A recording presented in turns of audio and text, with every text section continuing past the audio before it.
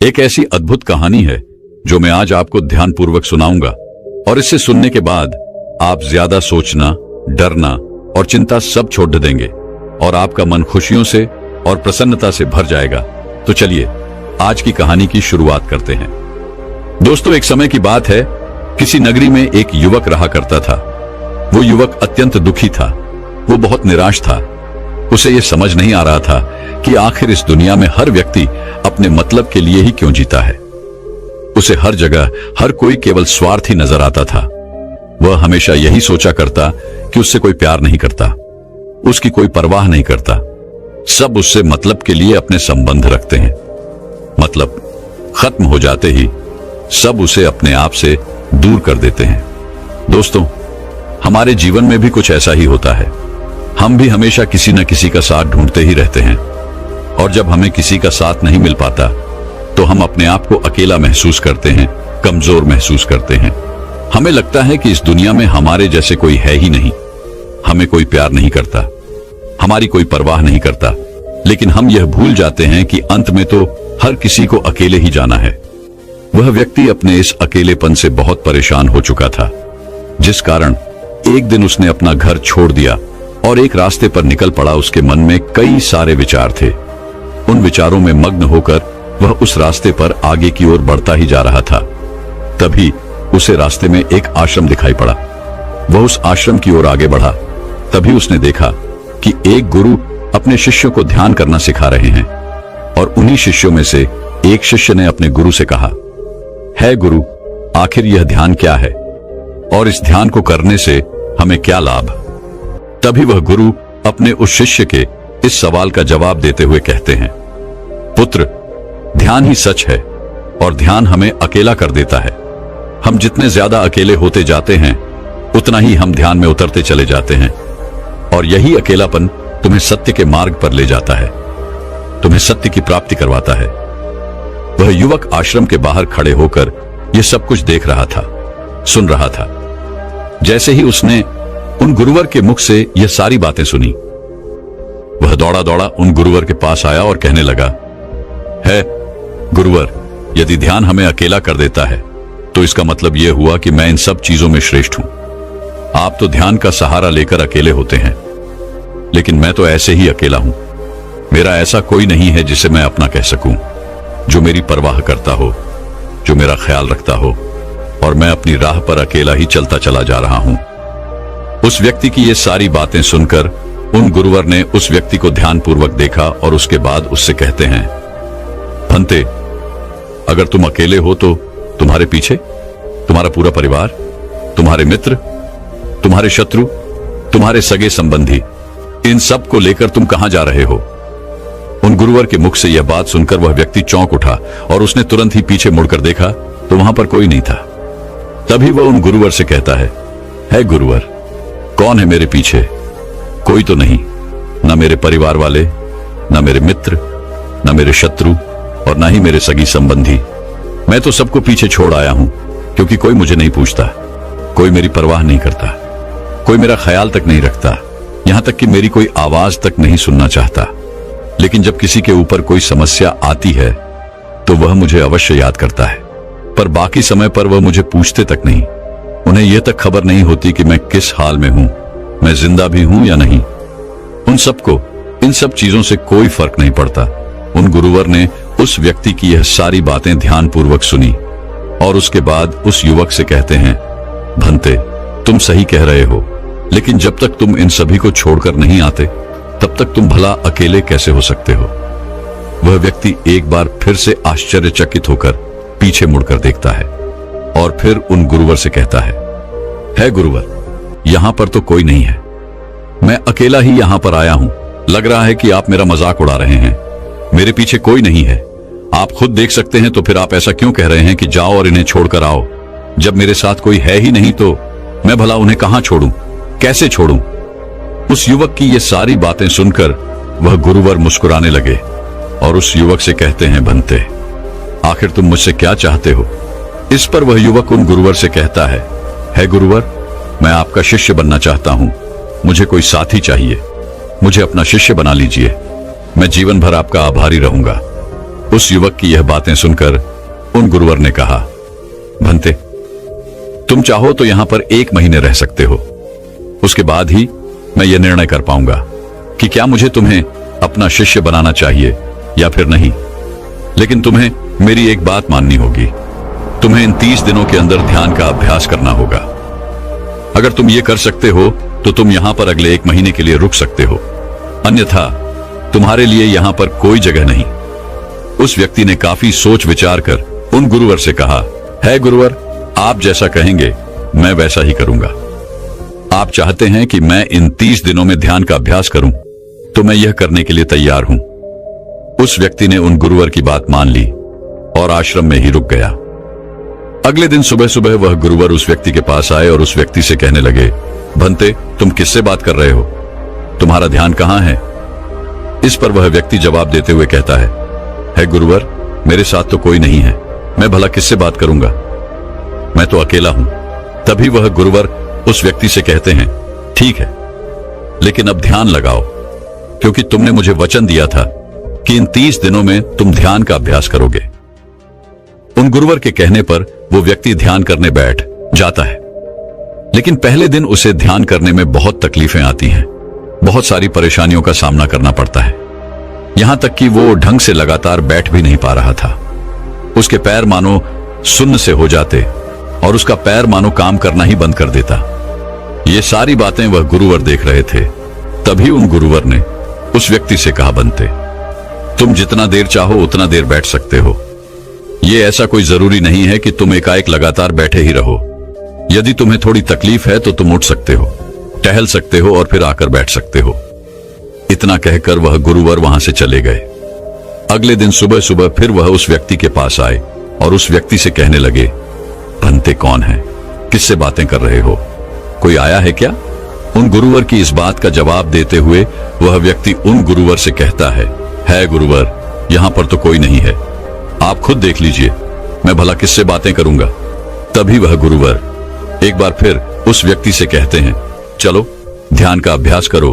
तभी वह व्यक्ति उन गुरुवर से कहता है गुरुवर, क्या केवल आंखें बंद करके बैठ जाना, इसे ही ध्यान कहते हैं? अगर इसे ही ध्यान कहते हैं तो यह तो बड़ा ही आसान है और इसे तो कोई भी कर सकता है, केवल आंखें बंद करके बैठना ही तो है। इसका जवाब देते हुए वह गुरुवर उस व्यक्ति से कहते हैं, भंते, केवल आंखें बंद करके बैठ जाना इसे ध्यान नहीं कहते। ध्यान करने के लिए तुम्हें अपने मन को एकाग्र करना होगा, अपने मन को किसी एक चीज पर लगाना होगा। वह कोई भी चीज हो सकती है, बाहर की कोई आवाज या तुम्हारे भीतर से आने वाली ये सांसें, इन सांसों के अंदर और बाहर होने की आवाज। तुम ऐसी किसी भी चीज पर ध्यान लगा सकते हो जो लगातार वर्तमान समय में घट रही है, ताकि तुम्हारा पूरा ध्यान उस चीज पर एकाग्र हो और तुम्हारा ध्यान कहीं भी भटके नहीं, जिस कारण तुम उस पर ध्यान लगा पाओगे। और एक बात और याद रखना, जब तुम उस चीज पर ध्यान लगाओगे तो तुम्हारा ध्यान हटना नहीं चाहिए। इतना कहकर वह गुरुवर वहां से चले गए। अगले दिन जब वह सुबह सुबह एक बार फिर उस व्यक्ति से मिलने आए तो उन्होंने एक बार फिर उस व्यक्ति से कहा, भंते, आज कौन आया है? किससे बातें कर रहे हो? बड़ी जोर जोर से आवाज आ रही है। तुम यहां पर खुद शांति पाने आए हो या फिर दूसरों को अशांत करने के लिए? वह व्यक्ति उन गुरुवर से कहता है गुरुवर, पर यहां पर तो कोई है ही नहीं, तो मैं भला किससे बात करूंगा? यहां तक कि अभी तक मेरे मुख से एक शब्द तक नहीं निकला है, तो फिर आपको कैसे जोर जोर की आवाजें कहां से आ रही हैं? और जब मैंने एक शब्द भी नहीं बोला तो मैं भला दूसरों के लिए अशांति का कारण कैसे बन सकता हूं? तभी वह गुरुवर उस व्यक्ति से कहते हैं, ठीक है, चलो ध्यान का अभ्यास करो। तभी वह व्यक्ति उन गुरुवर से कहता है गुरुवर, मेरा एक प्रश्न है, क्या मैं आपसे पूछ सकता हूं? तभी वह गुरुवर उस व्यक्ति से कहते हैं, पूछो, तुम्हें क्या पूछना है? तभी वह व्यक्ति उन गुरुवर से कहता है गुरुवर, आप कहते हैं किसी भी एक चीज पर ध्यान लगाओ जो वर्तमान समय में घट रही हो, उस पर अपना पूरा ध्यान लगा दो। लेकिन जब मैं अपनी सांसों पर या फिर किसी ऐसी चीज पर ध्यान लगाने का प्रयास करता हूं जो लगातार घट रही है, तो मेरा ध्यान लगातार नहीं रह जाता। मैं पल पल भटकता रहता हूं। कभी मुझे कुछ याद आने लगता है तो कभी मुझे कुछ और याद आने लगता है। वो पुरानी चीजें, वो पुरानी यादें मेरा पीछा नहीं छोड़ती। आपके कल यहां से चले जाने के बाद मैंने ध्यान करने के लिए बहुत प्रयास किया, लेकिन वह पुरानी यादें बार बार मुझे याद आ रही थी, जिस कारण मैं एक चीज पर ध्यान लगा ही नहीं सका। तो अब मुझे क्या करना चाहिए? उस व्यक्ति की यह सारी बातें सुनकर वह गुरु मुस्कुराने लगे और वहां से चले गए। उन गुरुवर की हंसने की वजह उस व्यक्ति को समझ नहीं आई। अगले दिन सुबह सुबह एक बार फिर वह गुरु उस व्यक्ति के पास पहुंचे और कहा, भंते, ये तुम क्या कर रहे हो? इतना आलस, चारों ओर आलस ही आलस फैला हुआ है। अपने पास से आलस को भगाओ, अन्यथा यह तुम पर हावी हो जाएगा और फिर तुम हमेशा इसके अधीन बनकर रहोगे। तभी वह व्यक्ति गुरुवर से कहता है गुरुवर, आप तो रोज एक ही बात कहते हैं कि यहां पर कोई है, लेकिन मुझे तो कोई नजर आता ही नहीं। आप ही बताइए, यहां पर कौन है? तभी वह गुरु वह उस व्यक्ति से कहते हैं, ठीक है, चलो अभ्यास के लिए चलते हैं। तभी वह व्यक्ति उन गुरुवर से कहता है गुरुवर, मेरा एक प्रश्न है, आपकी आज्ञा हो तो मैं आपसे पूछना चाहता हूं। है गुरुवर। उस व्यक्ति से कहते हैं, हाँ पूछो, क्या प्रश्न है तुम्हारा? तभी वह व्यक्ति उन गुरुवर से कहता है गुरुवर, आपकी कृपा से अब मैं पहले से बेहतर तरीके से ध्यान कर पा रहा हूं, लेकिन अभी भी मुझे एक समस्या आ रही है, और वह यह है कि जब भी मैं अपनी सांसों पर ध्यान देता हूं तो मेरा मन एकाग्र तो होता है और मैं पहले से ज्यादा और अच्छी तरह से ध्यान भी लगा पाता हूं, लेकिन ध्यान लगाते लगाते मुझे नींद आने लगती है और मैं सो जाता हूं। फिर उसके बाद मुझसे ध्यान नहीं हो पाता। उसके बाद केवल बस मुझे नींद ही नींद आती रहती है और मैं ध्यान की तरफ फिर अपने आप को मोड़ नहीं पाता। उस व्यक्ति की यह बात सुनकर वह गुरुवर उस व्यक्ति से कहते हैं, यह तो अच्छी बात है। इतना कहकर वह वहां से चले जाते हैं। 5वें दिन जब सुबह सुबह वह गुरुवर उस व्यक्ति के पास पहुंचते हैं तो वे कहते हैं, भंते, तुमने इतने लोगों को क्यों बुला रखा है? इतने सारे लोग तुम्हें ध्यान नहीं करने देंगे। तुमने इतने सारे लोगों को क्यों बुलाया है? इन्हें यहां से जल्दी भेजो। मुझे ये बिल्कुल नहीं पसंद। तुम तो यहां पर अकेले आए थे जैसा कि तुमने कहा, तो फिर इतने सारे लोगों को तुमने आज क्यों बुला रखा है? इन्हें अभी के अभी वापस छोड़कर आओ। तभी वह व्यक्ति उन गुरुवर के बारे में मन ही मन ये सोचता है कि लगता है गुरुवर पागल हो चुके हैं। जब भी रोज आते हैं तो हमेशा एक ही बात कहते हैं कि यहां पर कोई है, लेकिन मुझे तो कोई नजर ही नहीं आता। बड़ी विनम्रता से उन गुरुवर से कहा, है गुरुवर, शायद आपकी आंखें जो देख पा रही हैं वह मैं नहीं देख पा रहा हूं। मुझे तो यहां पर कोई नजर नहीं आता। फिर आपको कैसे? यहां पर लोग ही लोग नजर आ रहे हैं। फिर गुरुवर उस व्यक्ति से कहते हैं, अच्छा ठीक है, चलो अब ध्यान का अभ्यास करते हैं। तभी वह व्यक्ति उन गुरुवर से कहता है गुरुवर, मुझे ध्यान के वक्त नींद आती थी। जैसा कि मैंने आपको बताया था, उस पर तो मैंने नियंत्रण पा लिया, लेकिन अब जब भी मैं ध्यान करने बैठता हूं, किसी एक चीज पर अपना ध्यान केंद्रित करता हूं, तो मेरे मन में विचारों का सैलाब होता है। मानो विचारों की बाढ़ सी आ जाती है। इतने विचार तो आंख खोलकर भी मैंने कभी नहीं देखे होंगे, जितने की आंखें बंद करने के बाद मुझे नजर आते हैं। और इन विचारों में कुछ ऐसे विचार भी मेरे मन में आते हैं जिनके बारे में आज तक मैंने सोचा तक नहीं है। मुझे उनके बारे में कुछ भी नहीं पता। ये सब क्यों हो रहा है गुरुदेव? उन गुरुवर ने उस व्यक्ति की यह बात सुनकर उस व्यक्ति से कहा, अच्छा ऐसा हो रहा है। इतना कहकर वह गुरुवर वापस चले गए। अगले दिन सुबह सुबह वह गुरुवर एक डंडा लेकर उस युवक के पास पहुंचे और एक डंडा जड़ते हुए उस युवक से कहते हैं, मैंने तुम्हें पहले ही कहा है, इतने सारे लोग मुझे पसंद नहीं, तुम्हें इन्हें छोड़कर आना होगा। आखिर तुम रोज रोज इन्हें क्यों ले आते हो? इतनी भीड़ इकट्ठा करके तुम्हें क्या लाभ? आज के बाद यह यहां पर नहीं आने चाहिए। इस बात का ख्याल रखना। यदि आज के बाद यहां पर कोई भी नजर आया और तुम्हारी बक बक मुझे सुनाई पड़ी, तो मैं तुरंत ही तुम्हें इस आश्रम से निकाल दूंगा।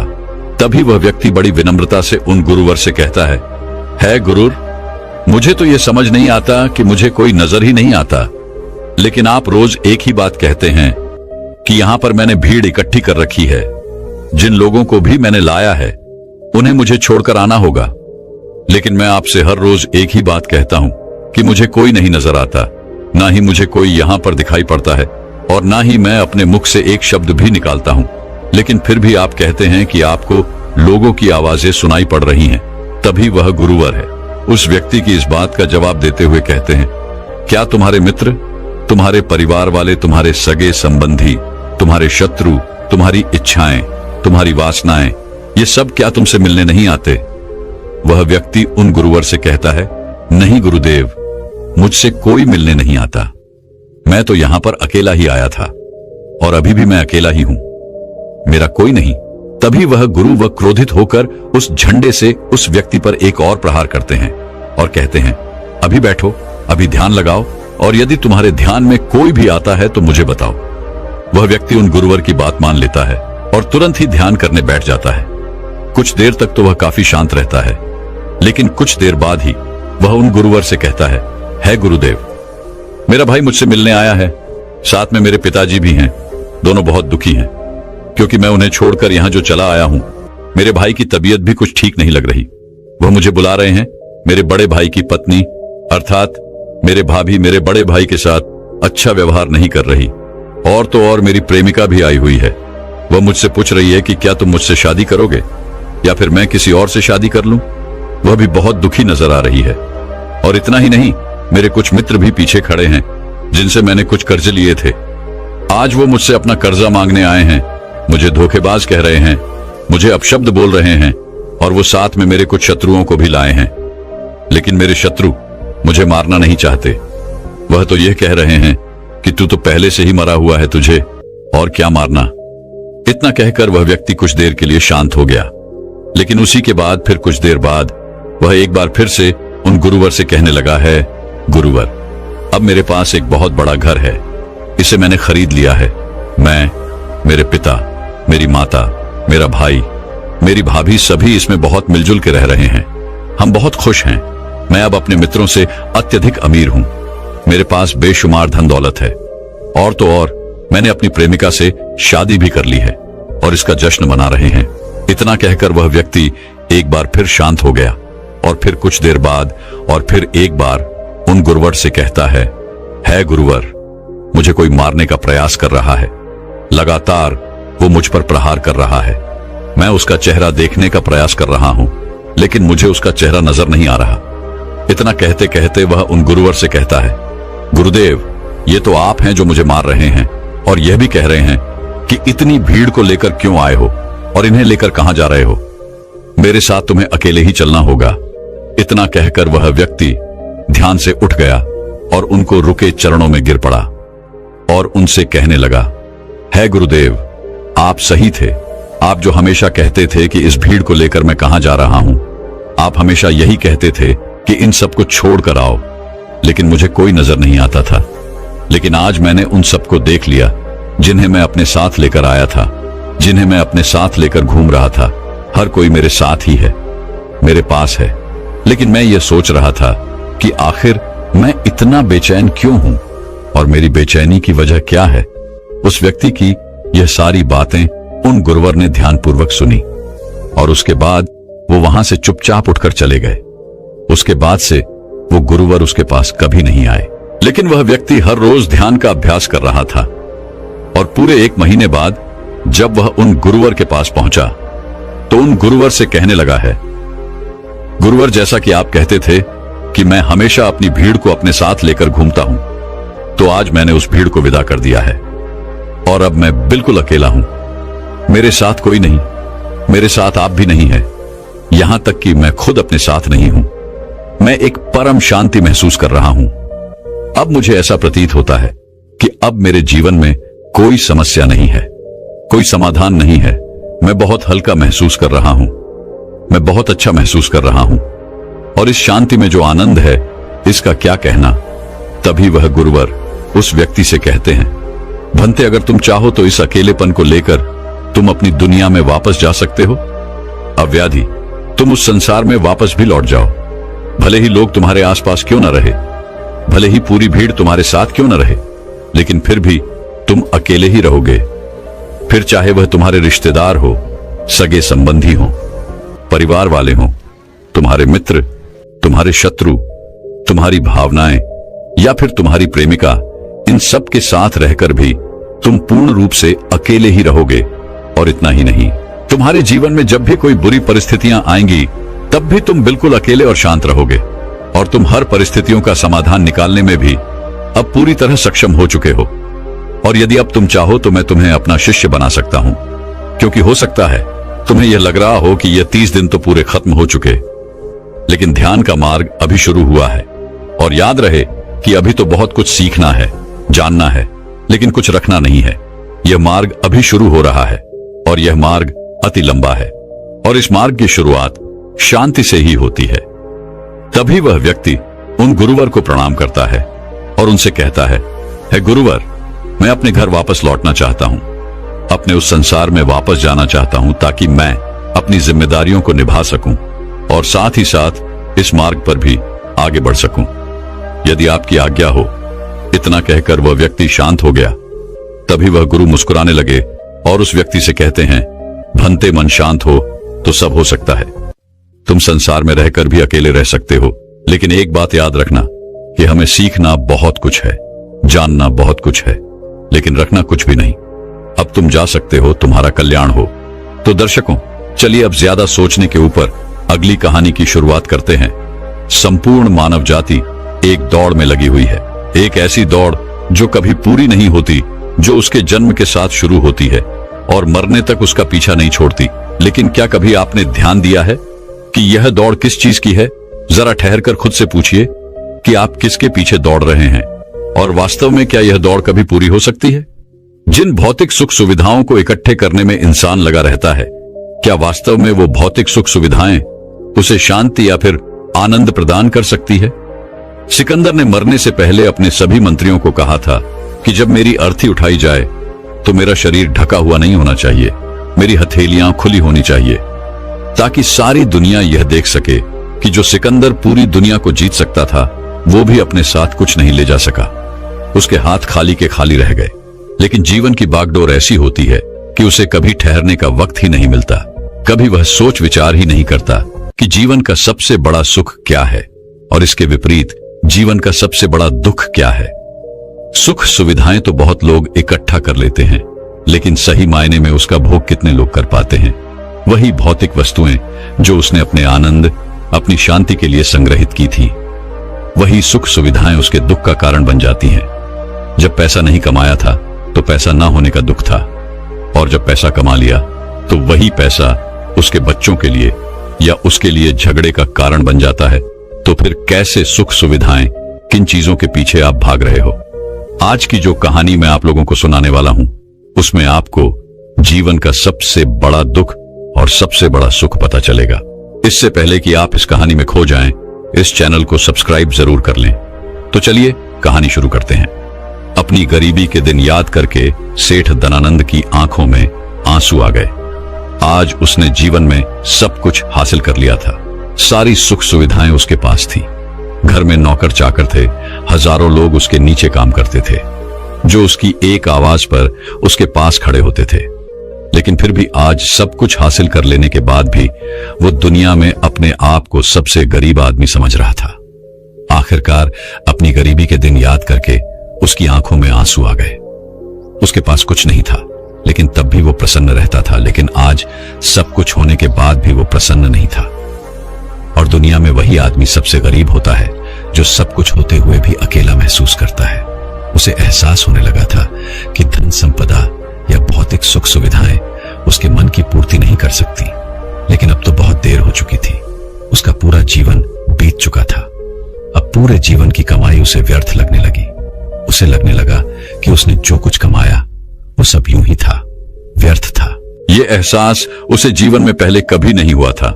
काश उसे ये एहसास पहले हो गया होता तो वह ठहर जाता, रुक जाता, रुककर चिंतन करता कि जो चीज वह इकट्ठी कर रहा है, क्या वास्तव में वह इकट्ठी करने लायक है?